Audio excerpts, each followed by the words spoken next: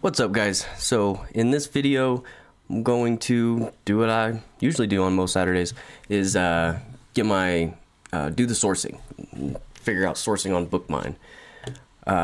For most of these videos, or all of the videos pretty much that I do on Saturdays as live, I'm finding the books and I'm adding them into my cart, but I'm not checking out. So if you're following along live, then you're able to pick those books up. If you don't, then at the end of the video, I'm going to check out with those books. So let's get into it. So I'm going to be sourcing on BookMine, as pretty sure the title says that. Can't remember what title I put on this video. But as the title says, I'm going to be sourcing with BookMine. BookMine's my main thing that I use for books. I do also source with DVDs and CDs, but I use Keepa for that mainly.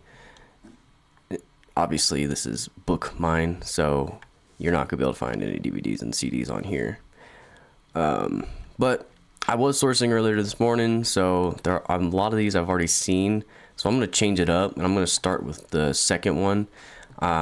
This is BookMine Explorer. If you click on number 2 on BookMine, this is more for the long tail books. On number 1, the Keepa graph just shows you a year long. On number 2, it shows you a whole 2 years long. You can see down here, you see the beginning of 2023 up until the present. So this is more for those slower moving books, but hopefully higher ROI. Like this one's a great example. It's not really slow moving, kind of selling pretty decently for it being for 2 years. So let's hop into it. We got, so it's for $12.23. Might be on the Amazon Resell, which means I'll have to pay for your Prime, so it'll be a little more than 12 bucks. But we are able to sell it for around the 70s, or 50 to 70-ish, looks like. Man, sometimes even higher in the back. But anytime you see this where it's like the used offer price, lowest used offer price, which is this black line, if it's way above the Amazon price, just assume they're not getting the sale. They might get lucky and get the sale, but if you're trying to be, solid with your purchases, assume that you're not gonna be able to get it sold for this $100 price whenever the Amazon price is $56. This is their playground, their rules. We're just lucky to be here playing in it, and hopefully they don't crush our sales with the buy box changes. So if we look in here, we do have one for $12.23, and it is by a third party sellers, and it does say free delivery, so it's going to be $12.23 solid. So let's put that in. We got 12.23. So right away, even if we get it for 42, which is low, like, I wouldn't say, I bet you we could get it for higher than 42, but say we did get it for 42, we're still making $11 profit, and that's 91% ROI, that's an amazing flip. But we're gonna do one more step. We're gonna make sure we got counterfeit likelihood is not there, and we're unlikely. This is Books Run's counterfeit calculator checker. So you just take the ISBN from a book. This is Seller Amp too. If you have this, you can just grab the ASIN there. If you don't have it, I believe the ASIN is down here. Yeah, I got your 2 ASINs here, so you can just copy and paste this guy into the counterfeit checker, and it'll tell you if it's likely or unlikely to be a counterfeit. Let's see. So I think this is a great book, because the lowest we would get is 42, and maybe the highest is 75-ish. So that would be my minimum would be my 42 price, and my maximum max price would be 75. But I'd probably put it. If we got it for 75, that's 320% ROI. Not that I expect to get this sold at 75, because obviously its usual price is a little lower. You might be able to get it somewhere in between, maybe in the 55 to 60, up in the 70s. But yeah, this is an amazing book. I would definitely go for this, especially since $12.23 is a very good, and I mean, it's great feedback, so you know you're getting a pretty decently conditioned book. So throw it in the cart. If y'all want that, I would definitely pick up on that if you had the chance. And if you don't have Bookmine, I do at least suggest you check out the free trial. It's definitely beneficial. You do need some Keepa knowledge, obviously. Like with these graphs here, you need to understand Keepa a little bit. So that's, you know, one stipulation that you need to kind of have. That way you don't really like have any issues whenever you get into it. At least whenever you first get into it, you can take full advantage of Bookmine. But I do have a link in the description. It is an affiliate link, so it does give me a little kickback if you do use that link to purchase the the subscription. So if you want to check that out, here's another good one here. If we looking back here, wait, let's get this loading real fast. If we look back here, you can see that it's been up here consistently for the last 2 years, and then just recently it's dropped down. It might be because Amazon hopped off of it for some reason and everybody just killed their price. But let's take a deeper look at it over here. The Keepa graphs on Bookmine, they show you, you know, good information, but they don't show you when it, like what you want to see. Like you can really kind of get granular with it. So you can see, like, I've just clicked the year, and whenever you look over here, there's a ton of sales drops. So don't let that fool you, because this is 2 years compared to the 1 year graph. We've only gotten 3 sales in the last year. There's 6 sellers on it, and as long as the buy box stays the way it is, we're kind of disregarding these FBM sellers. The ones who are selling it from their warehouses or from their houses, we're disregarding those. And we're going to be looking at the ones that are doing FBA like us. So it doesn't look like, yeah, there is no FBA offers. So, and looks like the new does have the buy box, and it does have 5 in stock. So the way you look at new when you're comparing this guy is not an FBA seller. He is an FBM seller. So he is shipping it from his house. And this right here is, it looks like it's going to be more of a college book or maybe high school book, somewhere in there. Doesn't really have like a seasonal look to it. Maybe, well, I guess, yeah. Last time it sold once in August, and last time it sold twice in January. But both times are up here in the hundreds price. So the way you want to look at that is this FBM seller, why would they pay more to get, you know, the book for as used, whenever you could just get it here at 36 bucks, whenever I'm going to charge probably around the $100 price. Well, whenever it comes time for school season, this one isn't a great example because it's, you know, doesn't look like it has a huge demand. But when it comes to school season, people need their books quickly. You know, they can't wait a couple weeks for their books. So they're gonna actually pay a little extra. Now, how much extra? Like charging $100? That's steep. You know, unless they're desperate. And this book wouldn't quite be a desperate move, I wouldn't think, just because it doesn't sell a whole lot. But we could definitely price it, you know, a little bit higher than the new, maybe even quite a bit higher. I have, you know, there's no telling. And since it's so low in the price, the sales might pick up. They might start selling like crazy, honestly. So if we got it sold, or if we were able to purchase it at, what is that? We got 27, 28, 29, 30, 31, 93, 31.93. If we were able to get it 31.93, and we'll say we'll sell it for probably the high at 110. So if we got it sold for around the 110 area, that's 153% ROI and $49 profit. That's a great one. But we'll say we need to get a little bit closer. You know, like this new price is killing the price a little bit, and we'll say that it still doesn't sell well.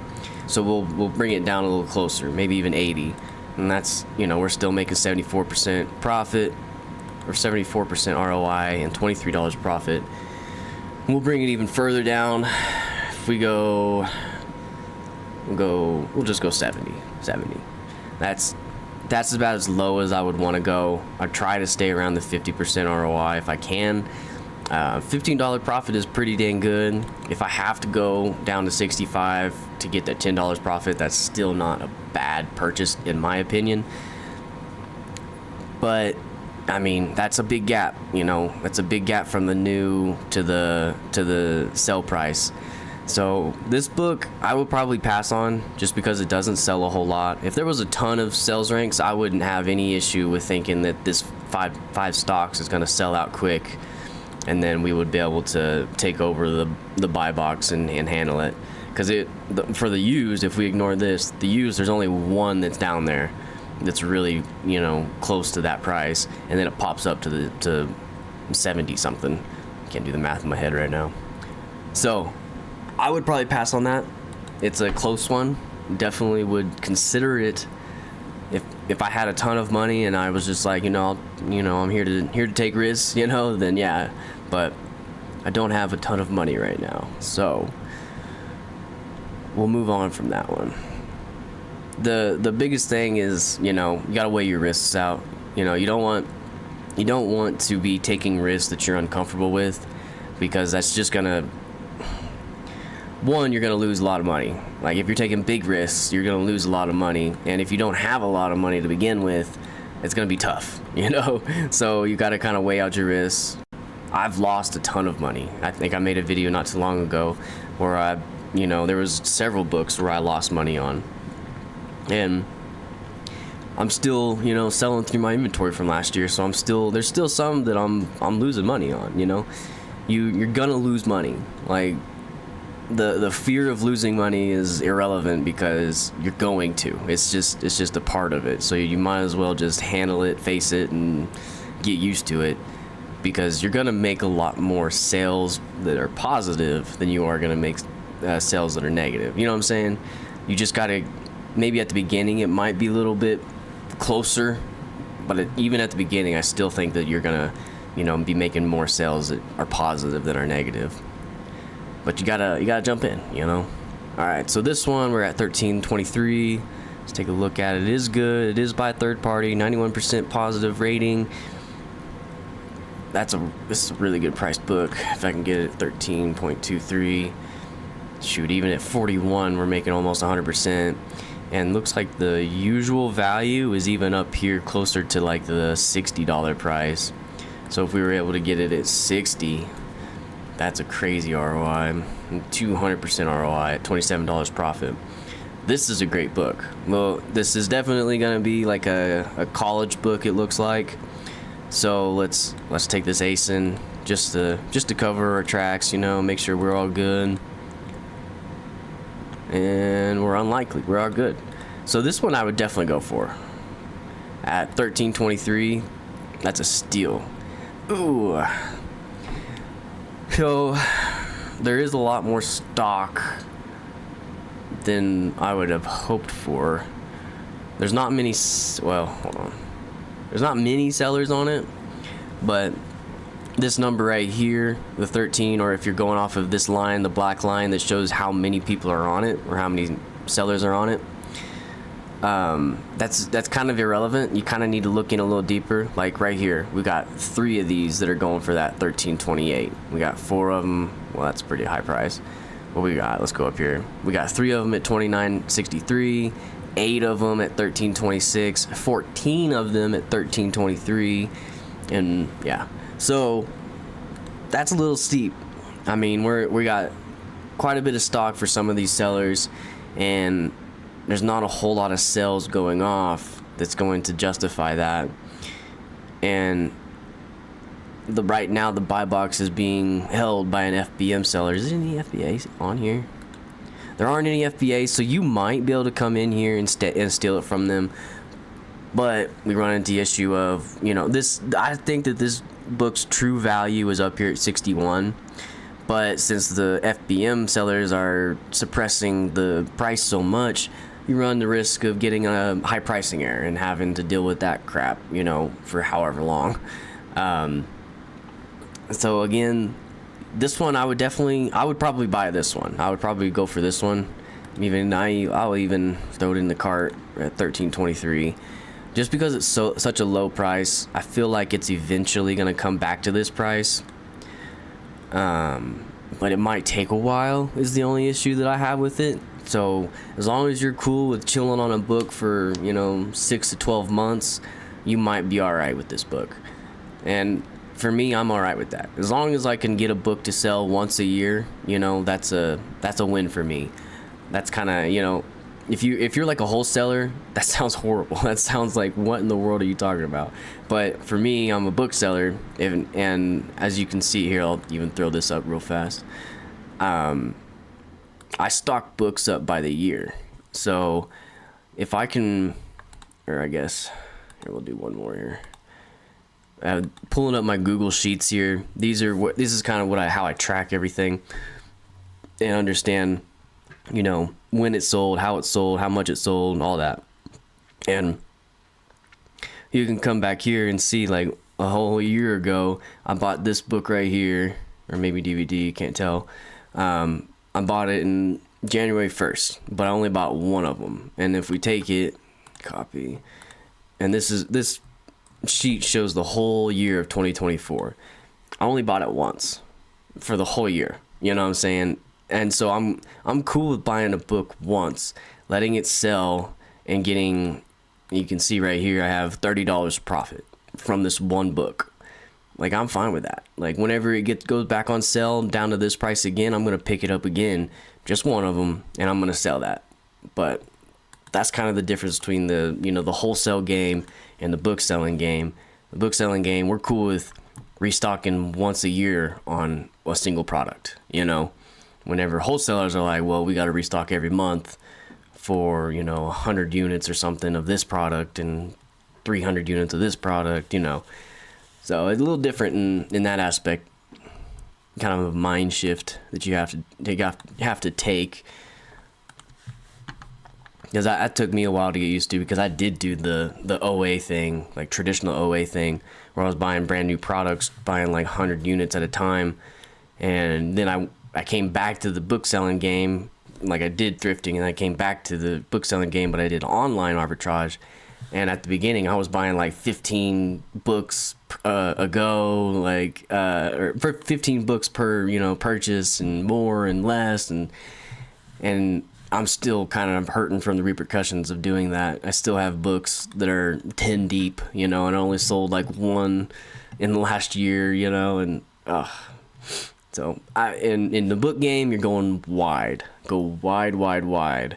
Don't go so deep, you know, unless it's a crazy selling book, like, you know, every August this textbook sells, you know, hundreds of units, then, you know, by all means, go for it. But definitely be careful. I think Joji and Victor come out with a video about like how many books you should consider buying for like a seasonal book thing. And they'll go over like how many drops and everything, and they go into real deep detail of it. I think it's a good watch if you're trying to get into the seasonal game of books. This one is another pretty decent one. We're getting sales up here at 67, 59, up here to 89, 78, and we're able to get it for, it looks like 19 something, and it's very good. We got 1923 here. Both have the same kind of positive feedback. Let's see. Let's just say 1932, so I don't have to do any math. So if we get it 19.32 and we sell it for, let's say 70, that's 153% ROI. We'll drop it down to 60. And right here is a little bit over 100% ROI. We'll even drop it down to 55. What is that? 87. It's 55. I would say my low would be 50, because that puts me at looks like 65% ROI and $12 profit. That would be my minimum, and I would probably put my max probably at the 80. I'd say I'd even throw it up there at 90, maybe even higher, maybe even 95, just so I like to, whenever I see the peak price, I like to go just a little bit above the peak price. That way my repricer has room to work, and then the floor price, I kind of go off of the ROI. I like to keep it above 50%. Like this one's 65, and I'm completely fine with that. I definitely want to keep this above 10 if possible. So if we did, we'll put it at 95 as the max. Like, I don't expect to get it sold at that. That's just where I'm putting my max for my repricer. That way I have, you know, plenty of room to work, or the repricer has plenty of room to work, and I don't have to go in and check the repricer, see where it's at, do all that stuff. It's good to go as soon as I upload it. But this one, I would say I would definitely go for this one. Like, again, all these books on this second, I don't know, tab, all these are long tail books. Like, don't expect to get these sold really fast. This is more of the Joji Davenport method, where he's, you know, buying these long tailed books that sell for crazy ROIs. Like this one, like, we get 263% ROI. We'll be realistic with it. We'll say 85. You can get still 219% ROI at 85, and 85 is a very realistic. All right, we'll be more realistic. We'll drop it down to 65. Still, 131% ROI at $25 profit, and say it took, you know, 6 months to sell this book, which I bet you'll sell it in January. August.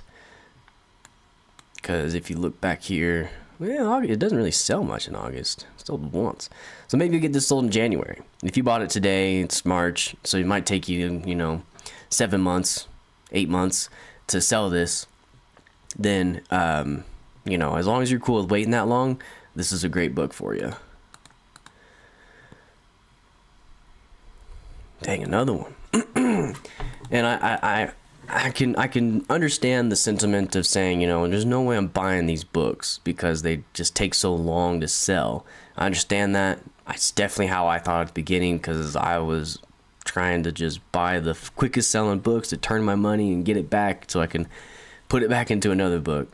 But the thing is you gotta, you know, whenever you start get a good cash flow going, I buy from both of these. I get a little bit of this, a little bit of that. These are faster selling books. These are slower selling books. Because when these slower selling books hit, you know, it's a great sell. So this is an example of a book that I would steer clear from. So you see the Amazon hopped off of it. The price went up before Amazon hopped off it. But anyways, the price hopped up. This looks like an inflated price to me. Up here in the 80s and hundreds, that looks inflated to me. But down here in the 20s and 15s price, it's going crazy. So I would say that its true value is down here. It's definitely, I mean, the demand might be outpacing. Well, I guess the demand is reacting to, and the price is reacting to the demand of it, because all the supply is dwindling, and as the supply dwindles, the price rises. As the price rises, the sales kind of slow down quite a bit. So you could definitely get this sold. Like, even if there's one drop in recent time, I would still consider it. But there's a chance that this price doesn't recover from this. There's a chance. It could go back to its intrinsic value back here. But it's not the offer, or the amount of supply is not matching what it used to be. But this one I would pass up on. Just a little risky on that one. But, you know, let me know down in the comments. You know, let me know if you would purchase that, because everyone's got their own risk tolerance. What I would take a risk on may not be what someone else would take a risk on, and I would, you know, I wouldn't suggest anybody, you know, well, you know, pick your risks is what I'm trying to say. Pick your risks and you know, make sure you're comfortable, because the more important thing is that you're able to sleep at night. Don't over leverage yourself. This one, a little low. Probably wouldn't go for this one. If I'm waiting a whole 6 months to a year to sell a book, I'm wanting some return on it. You know what I'm saying? I'm not just gonna be getting, you know, I'm not gonna get less than $10. I'll tell you that, for a long-tailed book. This one doesn't look bad. This looks like one of those manga books. The manga books sell really well. Not all of them, but A lot of them do. It's a very popular thing. Let's see here.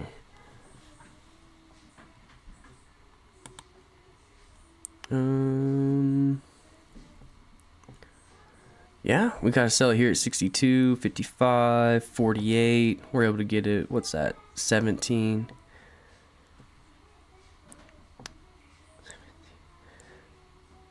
18. So 18.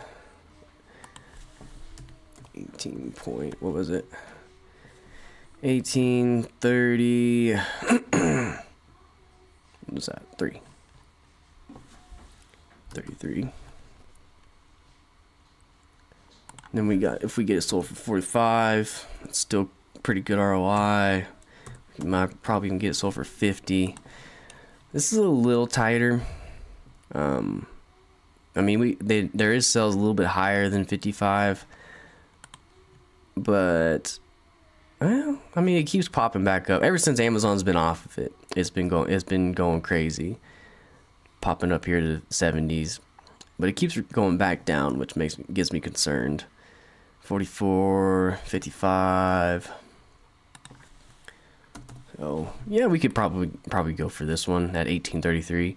It just feels like it might take a while to sell, and hopefully you'll get it at that price. What is the used is 38, which is really low. What's our competition here? That is an FBA seller. There's a one in stock for FBA. And then how many FBM? We got 1, 2, 3, 4, 5, 6, 7. So we got 7 FBM sellers, and it looks like the prime seller, this is the only one, and none of them have more than one in stock. And looks like, I mean, we'll have this 1, 2, 3, 4. We got 4 that we'll have to get rid of before we start doing that. Let's see.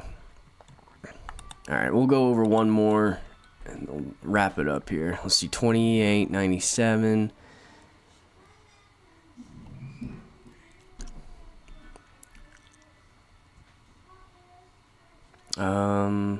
We got 17.34.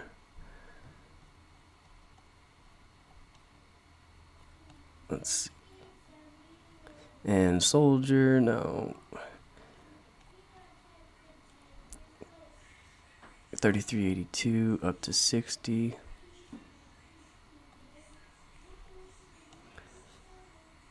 Let's see. Oh, here we go. This is a beautiful one. Anytime you're scrolling through here and you see the price up here, the black line, which is the lowest used offer, and it's staying steady up top, and then all of a sudden drops down, that's a huge indicator that you should check that book out. So we come down here, 25.47, which is really good. Let's see, we'll put it in up here. We are eligible. 25.47. We got to sell back here at 74. So we'll put that there. A little bit lower than 100%, but not too much. There's 13 sellers on it, and it stays up there. This is what we're talking about when a book holds its value over time, is whenever the used price stays up top and it doesn't go down. 99, 70, 73, 83, 95, 120. So those are amazing prices right there. So that's a book that holds historical value. Now we do have 5 here, 1 here, and then it pops up to 49 and 77. So there is that. We'll see what this isn't our competition, as it is FBM for now, as long as the buy box doesn't change, and there is no prime. So if we hop on this, there's a good chance that we'll get it. And even the the buy box. Oh wait, it is an FBA seller. So the FBA seller has the buy box, and it's at 77 right now. So what's a good indicator that we could probably get it sold around that price, and that puts us over 100 ROI at 25.47. So this is a go. I would definitely buy this one, because the price is staying above that 77 price consistently. The FBA has the buy box. We're getting it 25.47 and we have 100% ROI. One more step that we would take, since this is probably a college book, I would definitely throw this in here, check it, and we are unlikely. So yes, this one is definitely a go for that 25.47 price. That very good. Yeah, this one it checks pretty much all the boxes. The only thing that a downside is it might take a while to sell. But that's about it, guys. Like I said, there is a link in the description for Bookmine if you want to check it out. It does have a 15-day free trial with the code down there, which is Garrett, all caps, GARRETT. And thanks for watching. We'll catch you on the next one. Later.